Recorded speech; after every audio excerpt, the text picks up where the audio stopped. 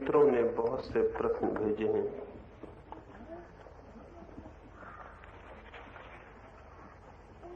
सबसे पहले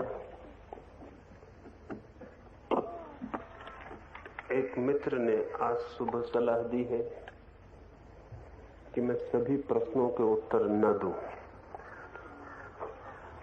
उन्होंने कहा है कि बहुत से प्रश्न तो फिजूल होते हैं, उनको आप छोड़ दें।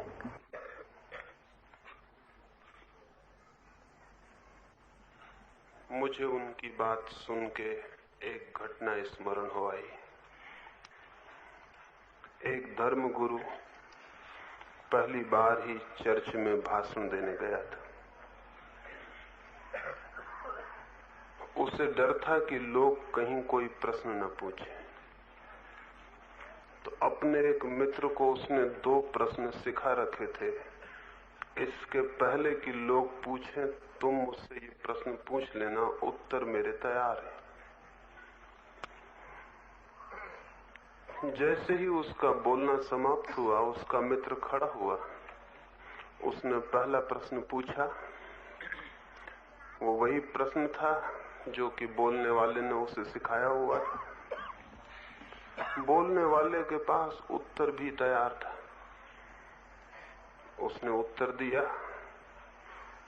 वो इतना अद्भुत उत्तर मालूम पड़ा कि उस चर्च में इकट्ठे लोग अत्यधिक प्रभावित हुए। फिर उसी व्यक्ति ने खड़े होकर दूसरा प्रश्न पूछा। वो भी सिखाया हुआ था। उसका उत्तर और भी प्रभावपूर्ण था। चर्च तालियों से गूंज उठा। और तभी वो मित्र तीसरी बार खड़ा हुआ और उसने कहा कि महानुभाव, आपने जो तीसरा प्रश्न पूछने को मुझे बताया था वो मैं भूल गया हूं।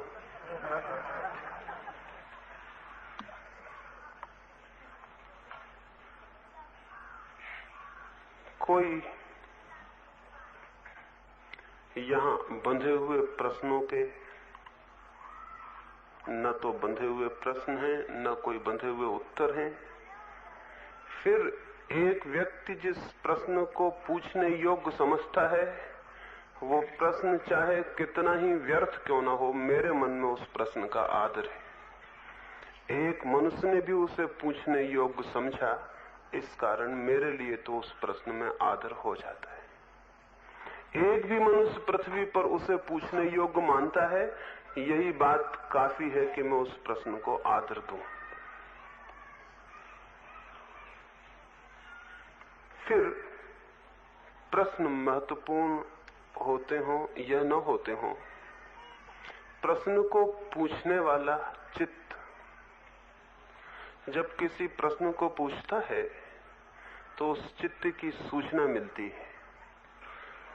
उस प्रश्न में चाहे कुछ भी न हो, लेकिन वो प्रश्न उस चित्त के तरफ इशारा करता है जिसने पूछा।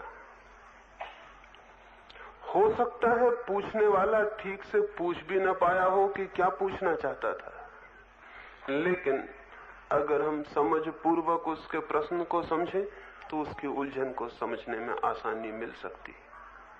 और फिर ये भी मुझे दिखाई पड़ता है कि जो एक मनुष्य पूछ रहा है, वो किसी न किसी रूप में हर दूसरे मनुष्य का भी प्रश्न होता है। आदमी का मन इतना समान है, आदमी का चित्त इतना समान है, आदमी की बीमारी, परेशानी, उलझन इतनी समान है कि अगर आप थोड़ी धीरज से उसे समझने की कोशिश करेंगे तो हर एक मनुष्य की समस्या में आपको अपनी समस्या का भी दर्शन हो सकता है। लेकिन हम बहुत अधैर्य से काम लेते हैं, और अक्सर तो यह है कि हम इतने नासमझी से काम लेते हैं कि हमें अपना ही प्रश्न केवल महत्वपूर्ण मालूम पड़ता है। इसलिए नहीं कि वो महत्वपूर्ण है, बल्कि अपना है। सभी प्रश्न महत्वपूर्ण हैं। असल में प्रश्न पूछने की चित्त की दशा महत्वपूर्ण है। सोच विचार से भरी हुई है। व्यक्ति सोच रहा है, विचार कर रहा है।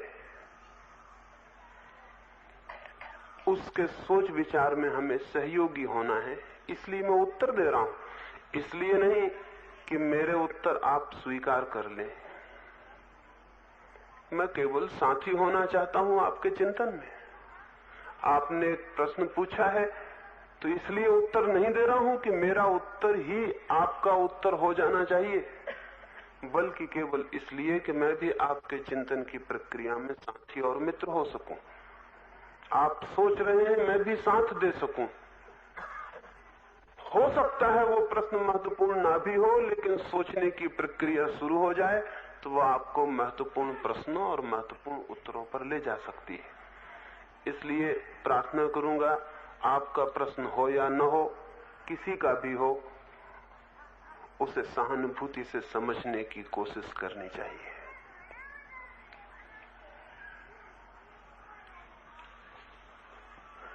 एक मित्र ने पूछा है,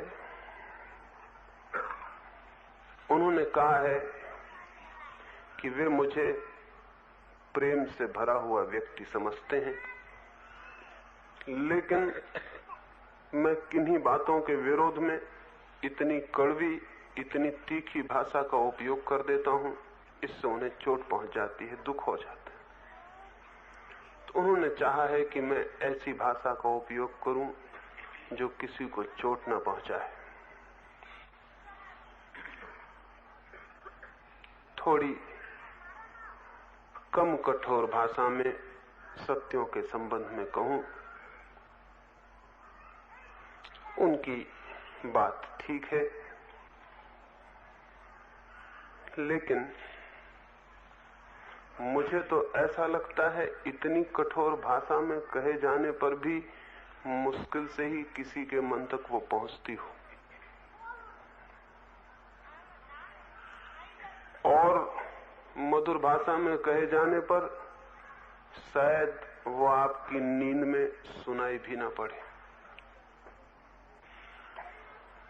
जिसे किसी की नींद खोलनी हो उसे जोर से झकझोरना पड़ता है। झकझोरने की इच्छा नहीं होती, क्योंकि झकझोरने में क्या रस है, लेकिन नींद तोड़ना बिना झकझोरे संभव नहीं होता। और कई बार तो हमारे चित्त की जड़ता इतनी गहरी हो जाती है कि बिना चोट पहुंचाए वहां कोई खबर ही नहीं पहुंचती। वे ठीक कहते हैं, मेरे हृदय में चोट पहुंचाने का किसी को भी कोई कारण नहीं है, कोई प्रयोजन भी नहीं है, लेकिन मेरा प्रेम ही मुझसे कहता है कि ऐसी जरूरतें हैं कि चोट पहुंचाई जाए।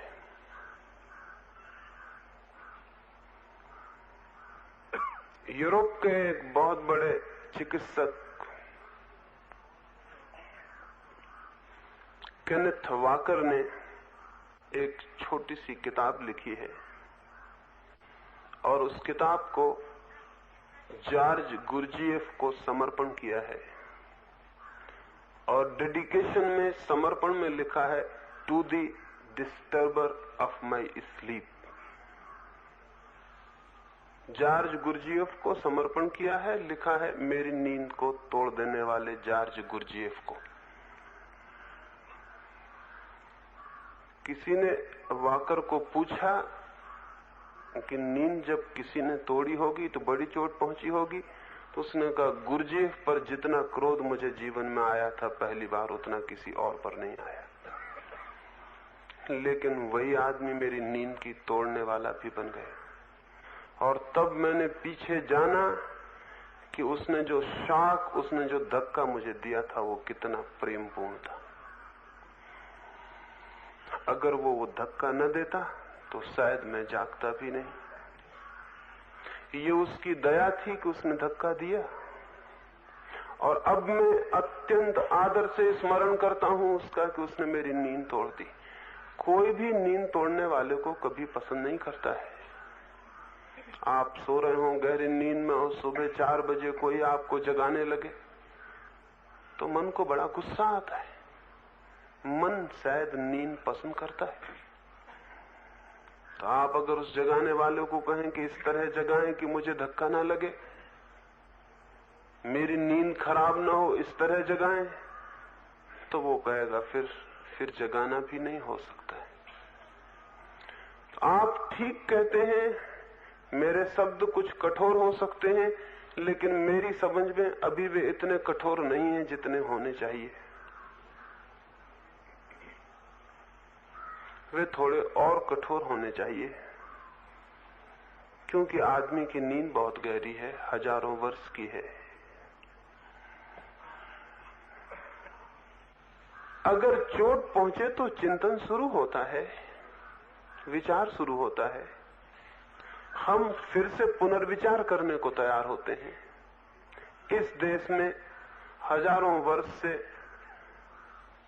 हमने चोट पहुंचानी ही बंद कर दी मस्तिष्क को। उसकी वजह से हम एक सोई हुई कौम हो गए। हमारा कोई भला आदमी कठोर शब्दों का उपयोग नहीं करता, मीठे मीठे शब्दों का उपयोग करता है। वे मीठे शब्द नींद में लोरियां बन जाते हैं और सोने में सहयोगी हो जाते हैं। इस देश को, इस देश की सोई हुई चेतना को तो अब उन लोगों की जरूरत है जो बहुत बेरहमी से ऑपरेशन करने को तैयार हो, बहुत बेदर्दी से, बहुत सख्ती से इस मुल्क की कुछ घावों को, कुछ पीड़ाओं को, कुछ बीमारियों को दूर करने के लिए तैयार होना जरूरी है। अगर आप में से किसी को भी थोड़ी चोट पहुंच जाती हो तो मैं बहुत खुश हूं। आप कृपा करके और थोड़ी ज्यादा चोट मैं पहुंचा सकूं, ऐसी परमात्मा से आपको प्रार्थना करनी चाहिए। प्रेम चोट पहुंचाने से नहीं डरता है,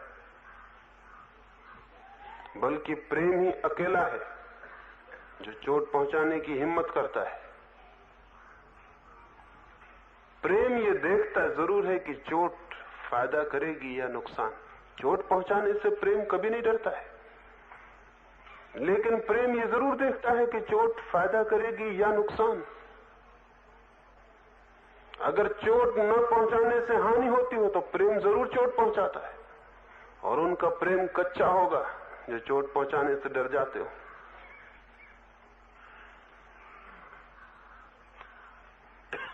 मुझे तो ऐसा ही मालूम पड़ता है कि इस जमीन पर जिन थोड़े से लोगों ने मनुष्य जाति के चिंतन को, चित्त को चोटें पहुंचाई हैं, झकझोर दिया है, हिला दिया है, वे ही थोड़े से लोग मनुष्य को आगे गतिमान करने में सहयोगी और साथी हुए।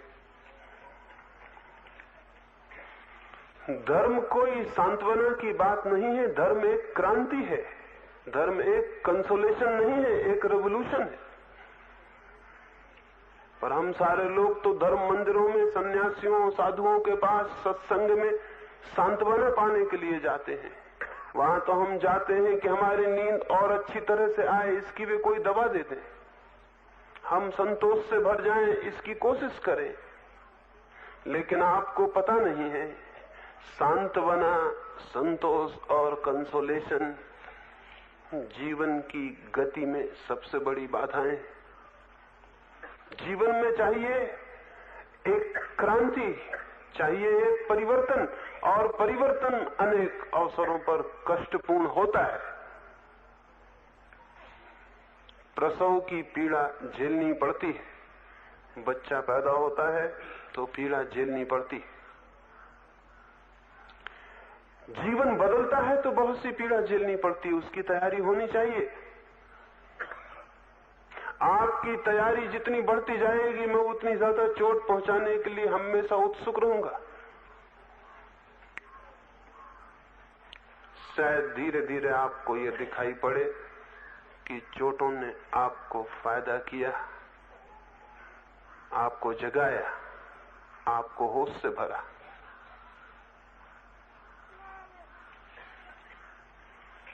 एक फकीर था, हुई हाई,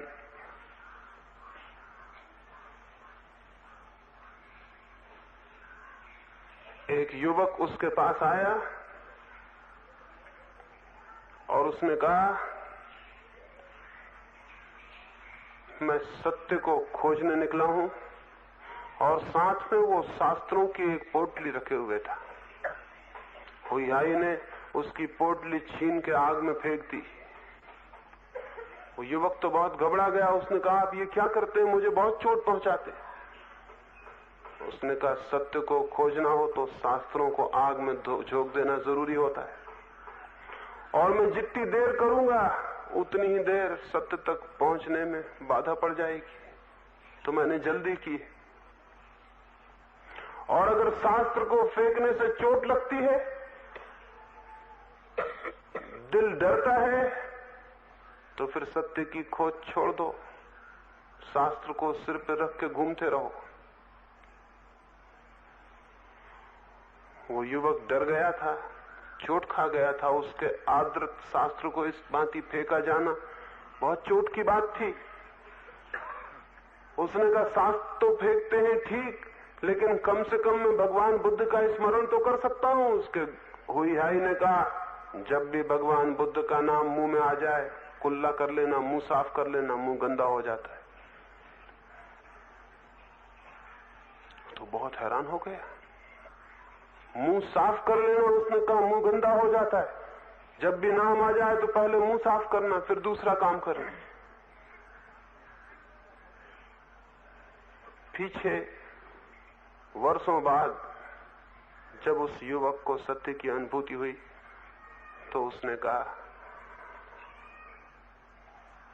धन्य था हुई जिसने मुझे बुद्ध से बचाया, नहीं तो मैं बुद्ध का नाम ही रटता हुआ समाप्त हो जाता। और आज मैं कह सकता हूं कि मैंने वो जान लिया जो मैं बुद्ध का नाम रट के जानना चाहता था लेकिन नहीं जान सकता था। आज मैं कह सकता हूं कि बुद्ध के प्रति मेरे मन में जो प्रेम और आदर उमड़ा है, वो उस नाम जपने में कहीं भी नहीं था। लेकिन मैं भी अगर किसी को सलाह दूंगा तो यही दूंगा कि बुद्ध से बचने की कोशिश करना, क्योंकि बुद्ध का नाम, राम का नाम, कृष्ण का नाम परमात्मा तक पहुंचने में बाधा बन जाता है। लेकिन इतना ही ड्रास्टिक, इतना ही सख्त और तीखा हुई ने उस पर प्रयोग किया था, जिसके लिए पीछे वो धन्यवाद से भरा हुआ रहा।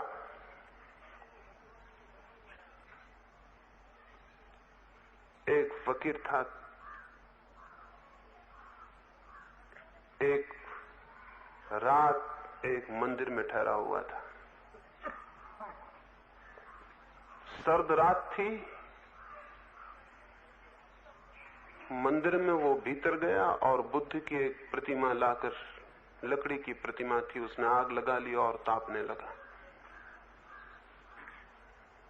पुजारी को आग जली दिखी। आधी रात को वो भागा हुआ अंदर आया कि क्या हुआ। वहां देखकर तो उसके होश खो गए। जिसको साधु समझ के मंदिर में ठहरा लिया था, भूल हो गई। वो आदमी बुद्ध की प्रतिमा जला के आंच ताप रहा था। उस पुजारी ने कहा, पागल हो, ये क्या करते हो, भगवान की मूर्ति जला रहे हो। वो फकीर बोला, भगवान। एक पास पड़ी लकड़ी उठा के वो जल गई मूर्ति की राख में टटोलने लगा। उस पुजारी ने पूछा, क्या खोजते हो? उसने कहा, भगवान की अस्थियां खोज रहा हूं। वो पुजारी बोला, निरे पागल हो, लकड़ी की मूर्ति में कहां अस्थियां? उस फकीर ने कहा, फिर रात अभी बहुत बाकी है और सर्द भी बहुत है। एक मूर्ति और उठा लाओ, अंदर 3 मूर्तियां भी और रखी। सुबह तक 3 मूर्तियां काम दे देंगी।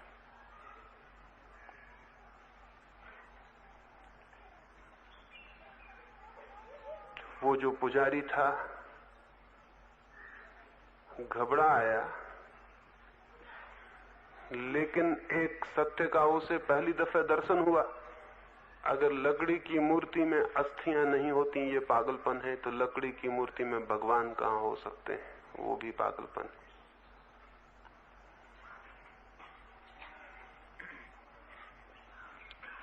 लेकिन इसे दिखाने को चोट बड़ी भारी करनी पड़ी। जो कौमें भयभीत हो जाती हैं चोट करने से भी, चिंतन के लिए भी चोट करने से वे कौमें मर जाती।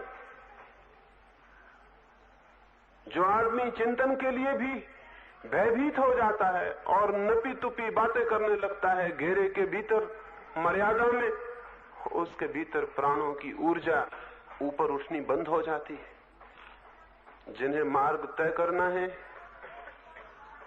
उन्हें तो बहुत सी चोटों के लिए तैयार होना चाहिए।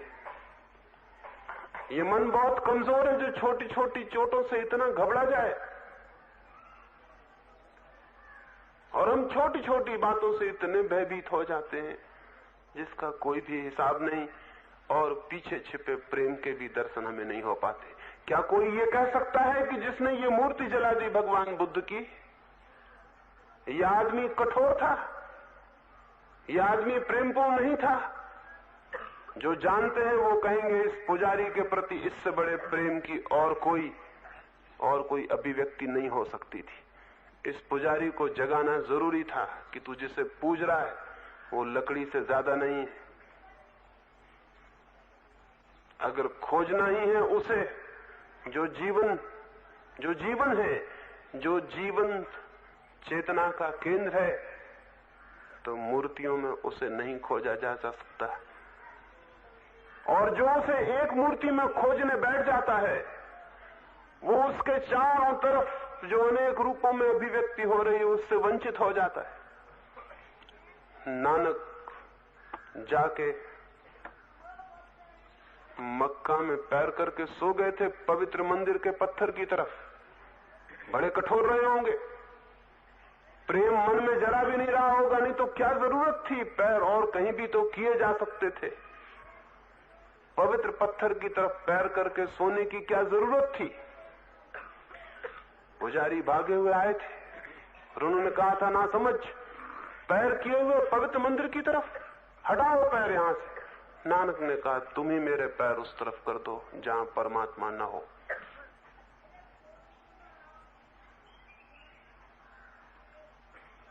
बड़ी चोट थी। उन थोड़े से लोगों ने जिन्होंने आदमी को चोट पहुंचाने का प्रेम दिखलाया है, उन्होंने आदमी को विकसित किया है। जिनने थोड़ी चोट पहुंचाने का प्रेम दिखलाया, उन्होंने मनुष्य की चेतना को आगे बढ़ाया है। जिस दिन ऐसे लोगों की संख्या ज्यादा से ज्यादा होगी जो चोट पहुंचा सकते हैं, जिनका प्रेम ये साहस कर सकता है, उस दिन मनुष्य के जीवन में बड़ी क्रांतियां संभावी हैं। तो मैं तो प्रार्थना करूंगा, मधुर शब्दों को मत खोजें। मधुर शब्द होने से ही प्रेम नहीं हो जाता। शब्दों के पीछे क्या आकांक्षा है उसे खोजें। उन्होंने कहा है कि आप सन्यासियों के संबंध में जो कहते हैं उससे सन्यासी आपके दुश्मन हो रहे हैं। अगर वे दुश्मन हो जाएंगे तो मैं जो कह रहा हूं वो सिद्ध हो जाएगा कि सही था। एक मित्र ने आज सुबह खबर दी कि एक सन्यासी यहां आए हुए थे, वो बहुत नाराज हो गए और वो कल रात यहां आके 10-5 मित्रों को लेके कुछ रामधुन करने वाले थे ताकि यहां मीटिंग ना हो सके। मैंने कहा उनसे कहो कि बड़ी गलती हो गई, आज वो आ जाएं, भजन करते हैं, उसकी जगह रामधुन हो जाएगी। उसमें हर्जा क्या है? इसमें मीटिंग में बाधा क्या पड़ेगी? और थोड़ा आनंद आ जाएगा। और वो नाराज हो गए हैं। तो फिर जिन मुनि शांतिनाथ की मैं बात कर रहा था, हमें ख्याल भी नहीं था कि वो यहां हो सकते। नाराज होने की क्या बात है? और अगर वो यहीं खड़े होकर नाराजगी जाहिर कर देते तो मेरा तो बड़ा हित हो जाता। हमें तो प्रमाण मिल जाता, जो मैं कह रहा था वो बात बिना प्रमाण के न रह जाती, प्रूफ सामने खड़ा हो जाता। अगर कोई सन्यासी शत्रु हो सकता है मेरी बातें सुनकर, तो वो समझ ले कि वो मेरी बातें सिद्ध कर रहा है। सन्यासी और शत्रुता का क्या संबंध? सन्यासी के मन में और शत्रुता का क्या सवाल? और सन्यासी के मन में भी शत्रुता हो तो ऐसे सन्यासी पर दया नहीं की जा सकती। ऐसे सन्यासी को जमीन से विदा करना ही होगा। तो ही हम उस सन्यासी को जन्म दे सकेंगे जिसके हृदय में शत्रुता नहीं होती, प्रेम होता है। अगर चोट लगती हो इसमें मेरी भूल नहीं है, इसमें आपका चोट खाने को तैयार मन ही भूल कर रहा है, इसमें मैं क्या करूं? अगर समझ हो तो वह आदमी देख लेगा इस तथ्य को कि जो मैंने कहा वो उसके भीतर घटित हो रहा है, और तब उसे ये सच्चाई दिखाई पड़ जाएगी कि सन्यास वस्त्र बदल लेने का नाम नहीं, और तब हो सकता है एक रिवोल्यूशन, एक उसके भीतर एक आलोक हो जाए, फेंक दे वो वस्त्र और पहली दफे सन्यासी हो जाए।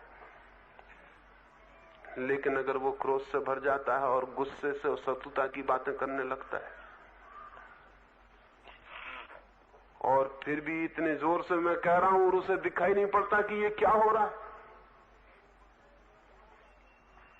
तो फिर अब इसमें तो फिर मुझे और कठोर होना पड़ेगा। और क्या रास्ता हो सकता है?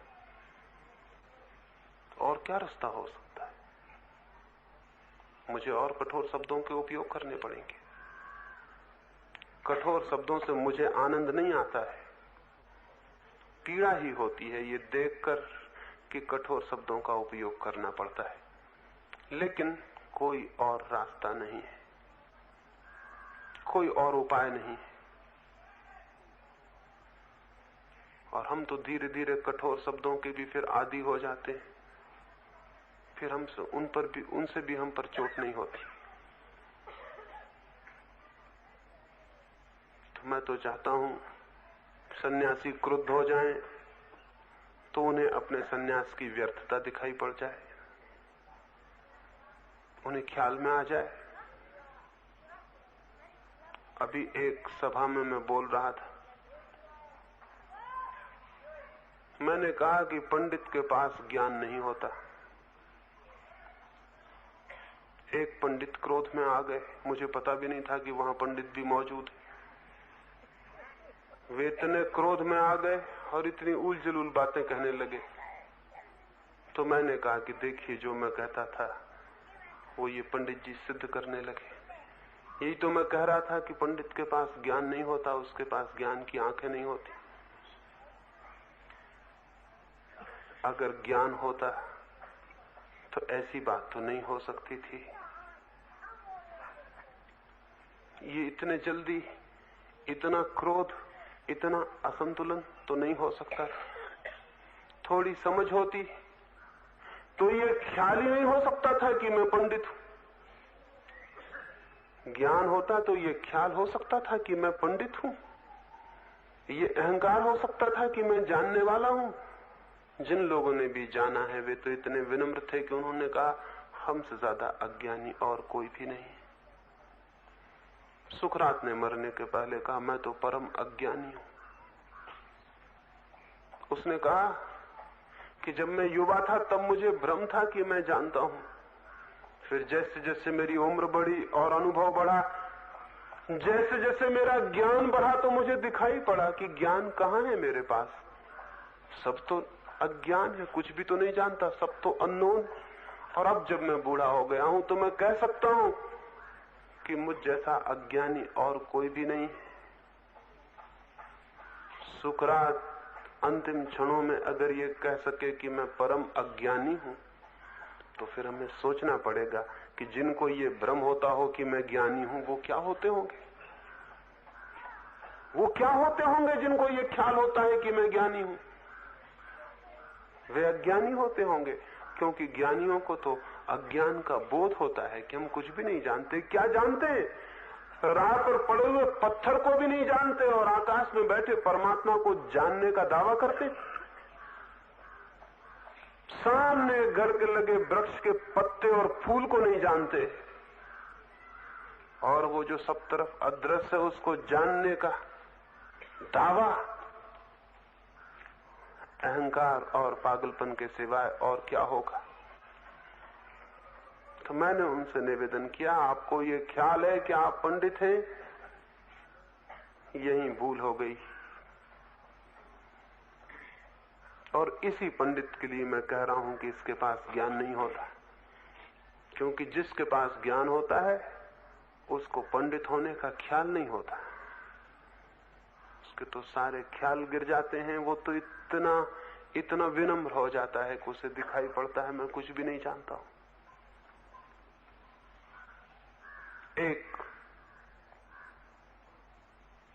एक साध्वी महिला ने, और साध्वी जब कह रहा हूं तो बहुत ख्याल से, क्योंकि न तो उसके पास साधुओं के वस्त्र हैं, न उसके पास साधुओं का सारा ढोंग है, लेकिन कुछ उसने जाना है जीवन में। बहुत से लोग उसे प्रेम करते हैं, उन बहुत से लोगों ने उससे प्रार्थना की कि तुम अपना अनुभव लिख दो। मैं भी उसके गांव से निकलता था, उसने मुझसे कहा कि मैं अपना अनुभव लिखूं, ये सारे लोग मेरे पीछे पड़े हैं, लेकिन एक शर्त पर लिखूंगी कि मैं जो किताब लिखूं आप आके उसका उद्घाटन कर देना। मैं राजी हो गया। फिर 1 वर्ष बाद मिलना हुआ, वो किताब लिखी जा चुकी थी। उस महिला के भक्त एक सुंदर पेटी में उस किताब को रख के मेरे पास लाए। मैंने खोला, एक छोटी सी 8 पन्नों की किताब निकली। पन्ने सफेद नहीं थे, बिल्कुल काले थे और उनमें कुछ भी नहीं लिखा हुआ था। उस महिला ने कहा कि मैंने इतना ज्यादा लिखा है इसमें कि लिखते लिखते पूरी किताब काली हो गई। कुछ लोग थोड़ा सा लिखते हैं तो थोड़ा काला होता है। मैंने इतना लिखा इतना लिखा इतना लिखा कि सब काला हो गया। और अब मैं समझती हूं ये किताब तैयार हो गई, मेरा अनुभव इसमें है। उसके भक्त तो हैरान हो गए, उन्होंने कहा हम कुछ समझे नहीं कि ये क्या हुआ। तो उस साध्वी ने कहा, जिस दिन तुम्हारा मन इतना ही कोरा हो जाएगा जिसमें कुछ ना लिखा हो, उस दिन तुम उसको जान लोगे जो है।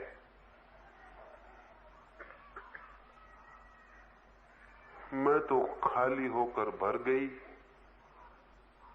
मैंने तो सब जानना छोड़ दिया और मैं जान गई। मैंने तो सब ज्ञान भुला दिया और मैं ज्ञान को उपलब्ध हो गई। लेकिन जो मैंने जाना है उसे शब्दों में कहना अब संभव नहीं है, शब्दों से उसे जाना भी नहीं है। निशब्द में, मौन में उसे जाना है। ये किताब शायद तुम्हें खबर दे मौन हो जाने को, निशब्द हो जाने को, शब्द से छूट जाने को। पता नहीं वे अपने मन में हंसे होंगे या क्या किया होगा, क्योंकि शायद ही यहां किताबों के स्टॉल पर अगर एक ऐसी किताब मैं भी बिकवाऊं जिसमें कुछ न लिखा हो तो आप में से शायद ही कोई उसे खरीदे। लेकिन अगर कोई उसे भी खरीद ले तो समझना कि उसकी जिंदगी में समझ की शुरुआत हो गई। मन जिस दिन कोरा हो जाता है उस दिन कहां है पांडित्य, कहां है जानना, कहां है ये भ्रम कि मैं जानता हूं और तुम नहीं जानते हो। इन्हीं भ्रम वाले लोगों ने कि मैं जानता हूं और तुम नहीं जानते हो, सारे गुरु शिष्य के उपद्रव खड़े कर दिए। जिसको भ्रम है मैं जानता हूं वो गुरु बन जाता है कुर्सी पे चढ़ के, और जिसको वो समझता नहीं जानता उसको बिठा लेता है अपने पैरों में, वो हो जाता है गुरु, ये हो जाता है शिष्य। और ये खेल अत्यंत मूर्खतापूर्ण हजारों वर्ष से चल रहा है। जो जानता है उसे ख्याल भी नहीं होता कि मैं जानता हूं, वो गुरु क्या बनेगा किसी का। गुरु बनने के पागलपन का उसे ख्याल भी नहीं आ सकता। तो मैं इधर कहना शुरू किया हूं, आध्यात्मिक जीवन में सीखने वाले लोग तो होते हैं लेकिन सिखाने वाले लोग नहीं होते। शिष्य तो होते हैं लेकिन गुरु नहीं होते, क्योंकि गुरुओं को कोई ख्याल नहीं रह जाता कि मैं सिखाऊं, कि मैं सिखा सकता हूं, कि मैं किसी का गुरु हो सकता हूं। ये ख्याल, ये भ्रम हमारे अहंकार से ज्यादा नहीं।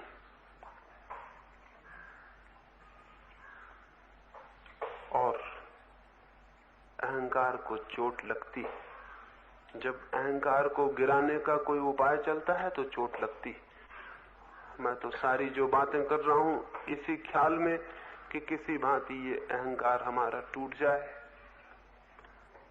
ये ख्याल हमारा टूट जाए कि हम जानते हैं, ये ख्याल हमारा टूट जाए कि मैं सन्यासी हूं, ये ख्याल हमारा टूट जाए कि मैं कुछ हूं, तो शायद हम उसे जान लें जो कि हम हैं, शायद उसे पहचान लें जो कि सब में है। लेकिन जब तक हमें ये कुछ होने का ख्याल है, ये समबडी होने का, और इससे कोई फर्क नहीं पड़ता कि ये कुछ होने का ख्याल किस कारण है। एक आदमी एक बड़ी कुर्सी पे बैठ जाता है तो उसे ख्याल होता है मैं कुछ हूं। एक आदमी गिरक वस्त्र पहन लेता है, गिरुए वस्त्र, तो वो सोचता है मैं कुछ हूं। एक आदमी दिल्ली पहुंच जाता है, वो सोचता है मैं कुछ हूं। एक आदमी धन कमा लेता है और सोचता है मैं कुछ हूं। एक आदमी धन छोड़ देता है और सोचता है कि मैं कुछ हूं। ये सारे एक ही बीमारी के बहुत बहुत रूप है, इसमें कोई फर्क नहीं है। जब तक आदमी सोचता है मैं कुछ हूं, चाहे वो सोचता हो मैं सन्यासी हूं, चाहे वो सोचता हो मैं नेता हूं, चाहे वो सोचता हो मैं गुरु हूं, चाहे वो सोचता हो मैं त्यागी हूं, व्रती हूं, इससे कोई फर्क नहीं पड़ता। ये एक ही बीमारी की अलग अलग शक्लें हैं। बीमारी ये है कि मैं कुछ हूं, और जहां ये ख्याल है कि मैं कुछ हूं वहां चोट पहुंचती है, क्योंकि जैसे कोई दिखाने की कोशिश करेगा कि नहीं आप तो कुछ भी नहीं है, तो चोट पहुंचती है, तो घबराहट होती है। एक फकीर था इब्राहिम, जब फकीर नहीं हुआ था तो एक नगर का राजा था। एक रात अपने बिस्तर पर सोया था, ऐसा लगा कि छप्पर पर कोई चलता है ऊपर, तो उसने चिल्ला के पूछा कौन है ऊपर। ऊपर से आवाज आई मेरा ऊंट खो गया है, उसे मैं खोजता हूं। अजीब पागल आदमी था कोई, उस राजा ने कहा पागल हो गए हो, छप्परों पर ऊंट खोया करते हैं, यहां ऊंट खोजने का क्या मतलब, छप्परों पर कहीं ऊंट खोते हैं। तो उस आदमी ने कहा अगर छप्परों पर ऊंट खोजने से नहीं मिलेंगे तो सिंहासनों पर भी आनंद खोजने से नहीं मिलेगा, सिंहासनों पर आनंद भी नहीं खोया है। राजा उठा और दौड़ा कि उसे पकड़वा ले, कौन आदमी है, लेकिन वो नहीं मिल सका। दूसरे दिन राजा रात भर सोचता रहा कि बात उसने क्या कही है। रात भर उसे ख्याल रहा छप्पड़ों पर नहीं मिल सकता है ऊंट, सिंहासनों पर सत्य नहीं मिल सकता, सिंहासन भी छप्पर ही है, चाहे वे सिंहासन किसी तरह के हों, सन्यास के, शंकराचार्य होने के, फला होने के, ढिका होने के, राजनीतिज्ञों के, या किसी तरह के सिंहासन हो, उन पर सत्य मिल सकेगा। वो भी सोचता रहा। लेकिन सुबह जब वो दरबार में गया, उदास और चिंतित था, बैठा ही जाके था कि एक अक्खर आदमी अंदर घुसता चला आया। पहरेदार ने बहुत रोकने की कोशिश की कि रुको। उसने कहा तुम रोकने वाले मुझे कौन हो, इस घर का मालिक कोई हो तो मुझे रोक सकता है, हर किसी से मैं रुकने वाला नहीं। कौन है मालिक? नौकर भी डर गए उससे, ले गए राजा के पास कि यह है मालिक। उस आदमी ने कहा मैं इसको मालिक नहीं मान सकता, और राजा से पूछा कि मैं इस सराय में रुकना चाहता हूं, 2-4 दिन ठहर सकता हूं। उस राजा ने कहा तुम पागल मालूम होते, ये सराय है, ये मेरा निवास है, मैं मालिक हूं यहां का। वो आदमी हंसने लगा। उसने कहा मैं कुछ वर्ष पहले आया था, लेकिन तब दूसरा आदमी यही कहता था कि मैं मालिक हूं यहां का। उस राजा ने कहा वो मेरे पिता थे। उसने कहा और भी मैं कुछ साल पहले आया था, तब एक तीसरी आदमी ये कहता था कि मैं मालिक हूं यहां का, वो मेरे पिता के पिता थे। और सन्यासी ने कहा मैं कुछ वर्षों बाद फिर आऊंगा, तुम मुझे मिलोगे यहां कहने को कि मैं मालिक हूं। जब हमेशा मालिक बदल जाते हैं तो उसका मतलब ये सराय है, मैं ठहर सकता हूं इस सराय में। अगर ये तुम्हारा निवास है तो फिर लोग कहां गए जिनका पहले ये निवास था, वे कहां हैं? उस राजा ने कहा कि शायद बात तुम्हारी ठीक है, हम कुछ दिन ठहरते हैं और चले जाते हैं। उसने द्वार बंद करवा दिए और कहा, कहीं ऐसा तो नहीं कि रात जो छप्पर पे ऊंट खोजता था वो तुम ही हो? उस आदमी ने कहा, मैं ही हूं। छप्पर पर ऊंट खोजने आया था ताकि तुम्हें कह सकूं कि सिंहासनों पर सत्य नहीं मिल सकता, और आज तुम्हारे सराय में मेहमान होने आया हूं ताकि तुम्हें कह सकूं कि ये तुम्हारा घर नहीं है।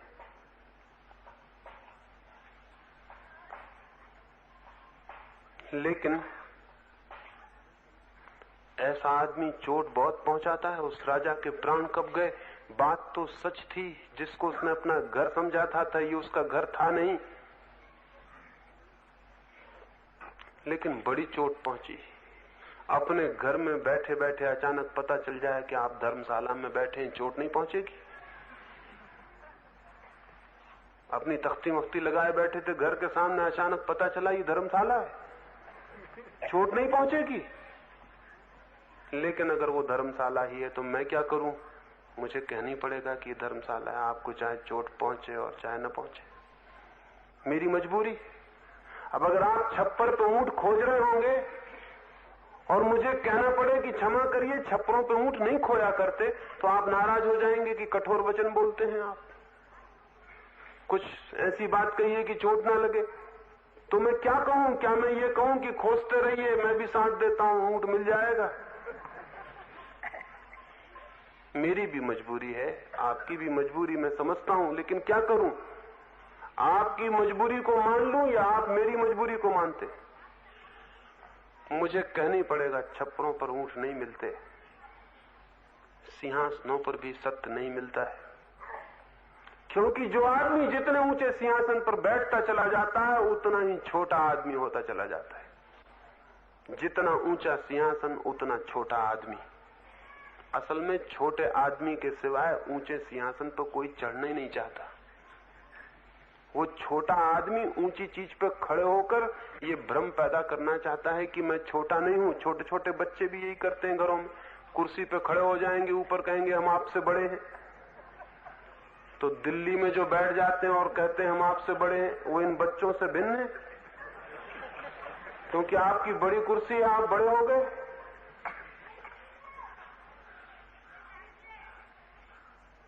बचकाना चाइल्डिश माइंड है, अप्रौढ़। वो ऊंची चीज पर खड़े होकर ये घोषणा करना चाहता है मैं बड़ा हूं, लेकिन उसे पता ही नहीं है कि ये छोटा आदमी ही घोषणा करना चाहता है कि मैं बड़ा हूं। बड़े आदमी को पता ही नहीं होता बड़े और छोटे का। छोटे आदमी का वो जो इंफीरियरिटी कॉम्प्लेक्स है, वो जो भीतर हीनता का भाव है, वो निरंतर कोशिश करता है दिखलाने की कि मैं हीन नहीं हूं, मैं कुछ हूं। और कुछ होने की दौड़ जीवन भर चलती रहती है। हजार हजार रास्तों से, हजार हजार रास्तों से आदमी कोशिश कर रहा है दिखला दे कि मैं कुछ हूं, लेकिन उसे पता नहीं कि जब तक वो दिखलाने की कोशिश कर रहा है कि मैं कुछ हूं, तब तक उसके भीतर एक हीनता चल रही है, और उस हीनता से वो पीड़ित है।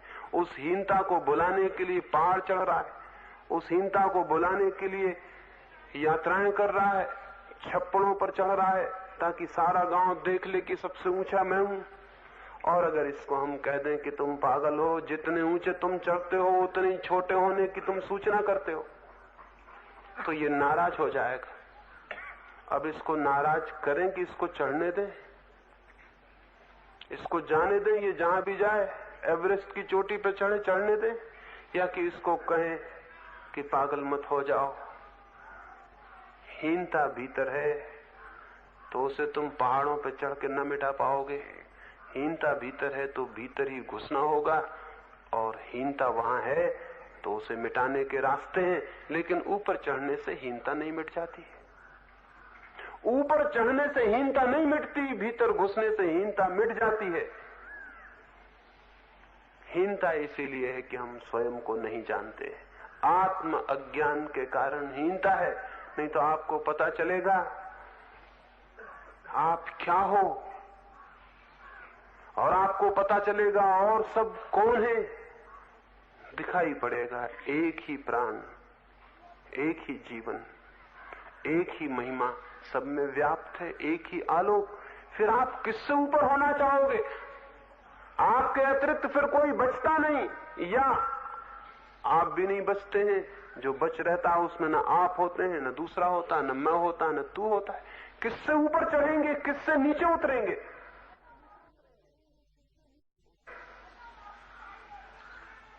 उस क्षण सब हीनता मिट जाती है और सब सुपीरियरिटी भी, श्रेष्ठता भी। उस दिन ना आप हीन होते हैं ना श्रेष्ठ, उस दिन आप बस होते हैं। फिर कोई कंपैरिजन नहीं होता, क्योंकि कंपेयर करने को कोई नहीं होता, कोई तुलना नहीं होती। ऐसे व्यक्ति को तो मैं धार्मिक कहूंगा, लेकिन ऐसे व्यक्ति को धार्मिक नहीं कह सकता जो अभी कह रहा है कि तुम ग्रस्त हो, मैं सन्यासी हूं, तुम पापी हो, मैं पुण्यात्मा हूं, तुम हीन आत्मा हो, मैं महात्मा हूं। ये जो आदमी क्या कर रहा है? और इसने जो तरकीब निकाल ली है वो ज्यादा गहरी है उस आदमी से जो कह रहा है मैं धनवान हूं, तुम गरीब हो। उससे ज्यादा गहरी है। धनवान को भी दिखाई पड़ता है धन छिन सकता है, चोरी जा सकता है, कल वो भी गरीब हो सकता है। लेकिन ये त्याग और संन्यास ऐसी चीजें हैं कि न चोरी जा सकते, न खो सकते, न इनको कोई छिना सकता। ये ज्यादा स्थायी संपत्तियां हैं।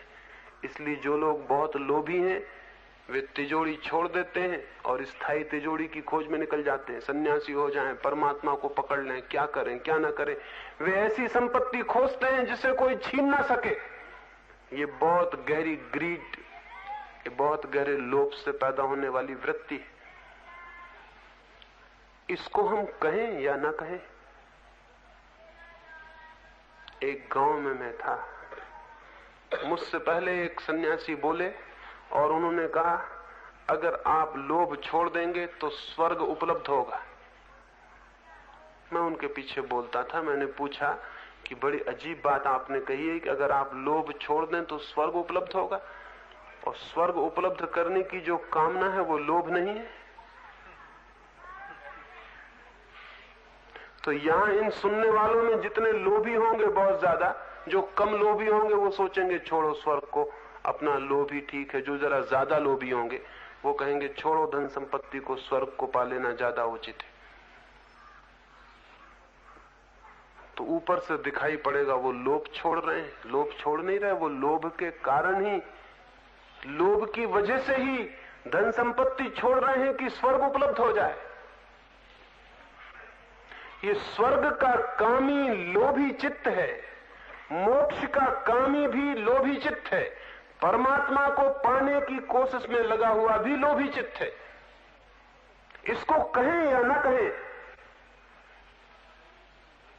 आप कहेंगे फिर मैं क्या कह रहा हूं आपसे? मैं आपसे ये कह रहा हूं जिस दिन चित्त में कोई लोभ नहीं होता उस दिन जो आप जानते हैं वो मोक्ष है, लेकिन मोक्ष की कोई कामना नहीं की जा सकती।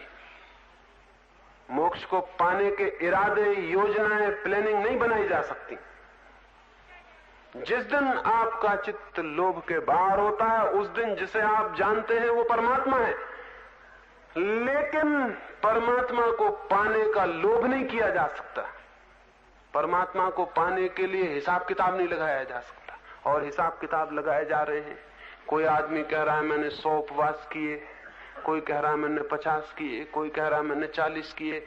कितना परमात्मा मिलेगा? 1 शेर, 2 शेर, 3 शेर, कितना परमात्मा मिलेगा? मैंने 100 उपवास किए तो मुझे कितना मिलेगा? मैं 30 साल से सन्यास लिया हुआ हूं, मुझे कितना मिलेगा? क्राइस्ट को जिस रात पकड़ा गया, पकड़ने के पहले खबर मिल गई थी कि शायद वो पकड़ लिए जाएंगे, तो क्राइस्ट ने अपने मित्रों से कहा कि तुम्हें कुछ पूछना हो तो पूछ लो। तो उनके मित्रों ने पूछा कि अब आप जा ही रहे हैं तो एक बात बता दें, आपका स्थान तो तय है कि आप परमात्मा के बगल में बैठेंगे स्वर्ग में। हम लोग कहां बैठेंगे? हमारा स्थान क्या होगा?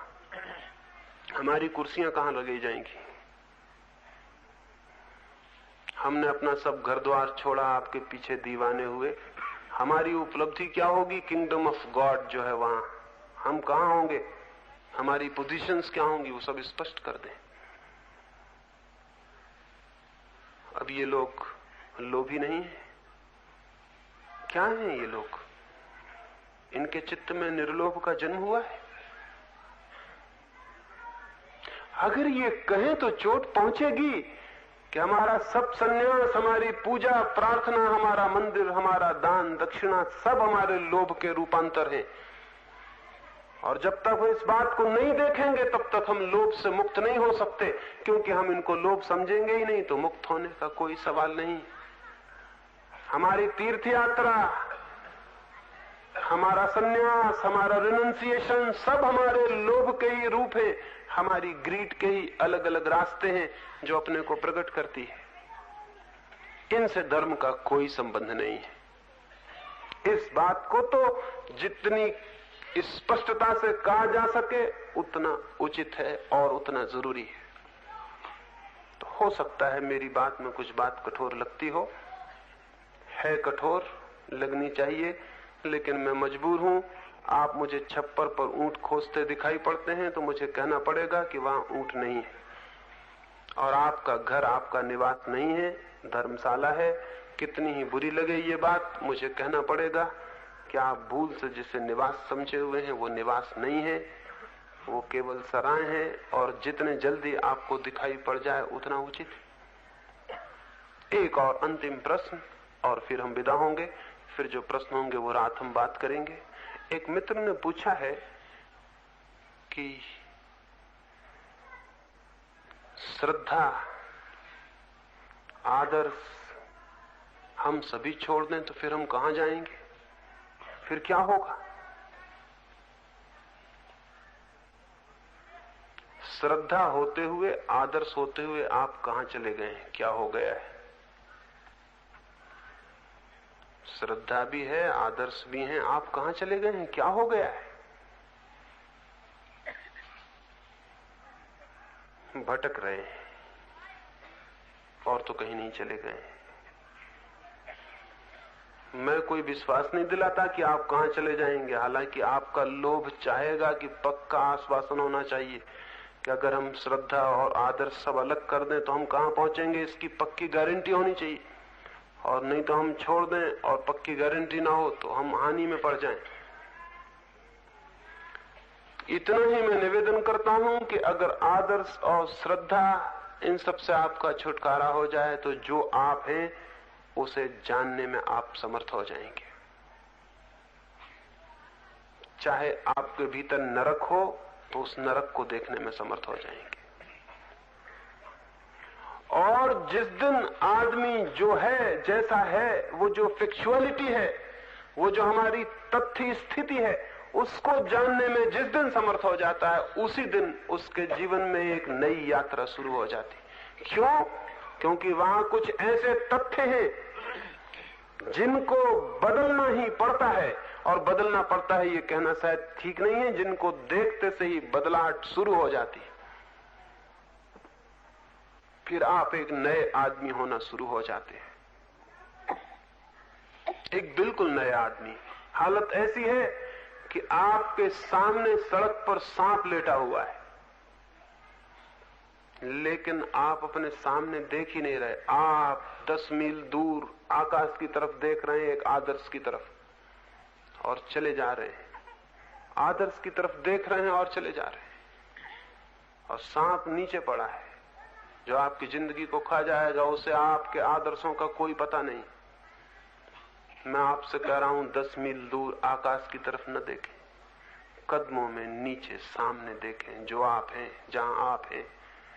तो अगर सांप आपको दिखाई पड़ जाएगा, ये तथ्य है, तो आप कुछ करेंगे और वो हो जाएगा आपके भीतर। आप शायद छलांग लगा के सांप से अलग हो जाएंगे, लेकिन आप 10 मील दूर देख रहे हैं, गड्ढे पैर के पास है। एक ज्योतिषी था यूनान में जो आकाश के तारों के संबंध में खोजबीन किया करता था। वो एक सांझ आकाश के तारे देखते हुए चला जा रहा था और एक गड्ढे में गिर पड़ा। तो एक बूढ़ी औरत जिसने उसे निकाला, उसने कहा, बेटा मैंने सुना है तुम तारों के संबंध में बहुत जानते हो, लेकिन मैं तुमसे एक प्रार्थना करती हूं, तारों के संबंध में तुम क्या जानते होगे जब रास्तों के गड्ढों के संबंध में नहीं जानते? तो मेरी एक प्रार्थना है, तारे फिर जान लेना, रास्ते के गड्ढे पहले जानना जरूरी है। आकाश के तारों की जानकारी तुम्हें होगी भी कैसे जब पैर के नीचे के गड्ढे भी तुम्हें दिखाई नहीं पड़ते? तुम्हारा ज्योतिष सब बकवास होगा। पहले रास्ते के गड्ढे तो जान लो। हम सब भी आकाश के तारे देखकर चल रहे हैं। आदर्श वहां पहुंचना है, वहां पहुंचना है, बिना इस बात को जाने हुए कि हम कहां खड़े हुए, हम कहां चल रहे हैं। आदर्श कल्पना में, जिंदगी तथ्य सामने है। उस तथ्य को देखना जरूरी है और आदर्शों के कारण हम उसे देखने से बचते हैं। इसलिए सारे आदर्शों से चित्त मुक्त हो जाना चाहिए। घबराहट क्यों लगती है? घबराहट इसलिए लगती है कि आदर्श से मुक्त होते ही हमें भली भांति पता है कि हम क्या हैं, और जैसे हम उसको जानेंगे हमारे भीतर घबराहट होती है कि हम तो कुछ भी नहीं है। आदर्श में तो हम मान लेते हैं कि हम ब्रह्मास्मि, मैं ईश्वर हूं, फला हूं, ढिका हूं। ये बड़े मजेदार बातें। मैं ब्रह्म हूं, मैं आत्मा हूं, मैं ये हूं, मैं वो हूं, मैं अविनाशी तत्व हूं, अजर अमर, ये सब हम आदर्श में मान लेते हैं। नीचे लौट के देखेंगे तो घबराहट होगी कि मौत पास आ रही है। ये अजर अमर आदर्श में है, सरकती आ रही रोज। मौत तथ्य है, ये अमरता बातचीत है। अमरता की बातचीत में मौत को कब तक झुटलाइएगा? और मौत को जितने दिन झुटला रहे हैं आप, उतने दिन आप धोखे में। तो मैं ये कहता हूं, अमरता की बातचीत छोड़िए, मौत को देखिए। और मेरा निवेदन यह है कि जिस दिन आप मौत को पूरी तरह देखेंगे, उसी दिन जो अमर है आपके भीतर उसका दर्शन हो जाएगा। मौत के परिपूर्ण दर्शन से अमृत का अनुभव होता है। लेकिन जो मौत को ही देखने से डरता है और मौत को देखने से डरने के कारण अमरता की बातचीत करता रहता है, वो मौत को ही नहीं देख पाता, अमृत को कैसे देख पाएगा? मौत को देखने के साहस से ही, मौत का आमना सामना एनकाउंटर करने से ही जो आपके भीतर अमृत है उसकी झलक मिलनी शुरू होती। क्यों ऐसा होगा? ऐसा इसलिए होगा कि देखते हैं, छोटे छोटे बच्चे भी जानते हैं, स्कूल के ब्लैक बोर्ड पर सफेद चाक से जब लिखते हैं तो दिखाई पड़ता है, और सफेद दीवार पे सफेद चाक से लिखें तो दिखाई नहीं पड़ता। स्कूल के शिक्षक भी ज्यादा समझदार हैं आत्मा के खोजियों से। उनको पता है कि सफेद दीवार पे लिखेंगे कुछ भी दिखाई नहीं पड़ेगा, काले ब्लैक बोर्ड पे लिखने से दिखाई पड़ता है। क्यों? कंट्रास्ट। जब तक आप मौत में नहीं झांकेंगे आपको अमृत दिखाई नहीं पड़ता, दिखाई पड़ नहीं सकता। मौत काले बोर्ड की तरह खड़ी हो जाती है, और अगर उस काले बोर्ड में फिर एक भी सफेद रेखा आपको दिखाई पड़ गई तो आप जानते हैं कि काला बोर्ड ही सब कुछ नहीं है, एक सफेद रेखा भी जो काले के बाहर है और अलग है। तो जो मौत में नहीं झांकेगा वो अमृत को कभी नहीं देख सकता। जो काले से डरेगा वो सफेद को नहीं देख सकता। तो जीवन के तथ्यों में झांकना जरूरी है। जीवन के तथ्यों को झुटलाने वाले आदर्शों में समय खोना उचित नहीं है। लेकिन हम सब मौत से डरते हैं, सो हम अमरता के आदर्श बना लेते, अमरता के सिद्धांत बना लेते। जो आदमी जितना मौत से डरता है उतनी आत्मा की अमरता की बातें करता है। देख लें आप, जमीन पर जो कौम जितनी ज्यादा मौत से डरती है वो उतनी ही आत्मा को मानने वाली कौम है। क्यों मानती है? भय है भीतर मौत का। तो हम मान लेते हैं कि आत्मा अमर है, इसको मानने में बड़ा रस और आनंद आता है। इस रस और आनंद में धोखा है। तथ्यों को देखना जरूरी है, क्योंकि तथ्यों के भीतर ही सत्य छुपे हुए हैं। इस संबंध में हम और कुछ प्रश्न हैं, उनकी बात रात करेंगे। दोपहर की ये बैठक समाप्त हुई।